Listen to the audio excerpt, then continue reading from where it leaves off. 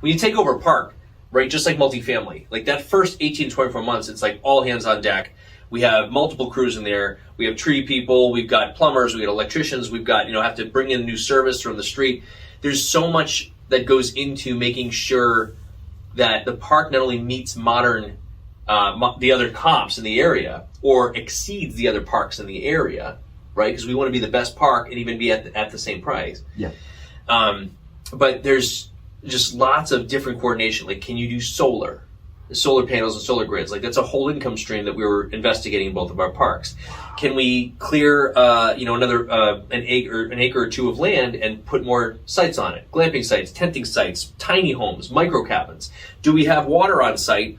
And we're able to kind of fit in some tent sites along the water, so people can have like a really cool fire pit and maybe a barrel sauna on the water. Like, These are all cool vacation things, right? It's just, I like RV parks because not just like multifamily where there's like one revenue generator, like what's the rent? Yeah. Right? or we have vending machines, we have retail shops, we have solar arrays, we have renting, we have electrical utility bill backs. There's so many different levers you can pull on the income, which, remember, every dollar that you increase your bottom line with, there's a multiplier effect of whatever that cap rate is for the value of the park. Yeah.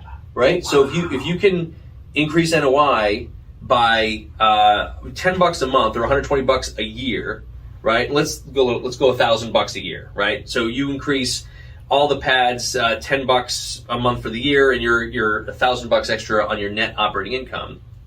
That adds RV parks are at about 10% cap rates right now. So that is $10,000 added to your bottom line.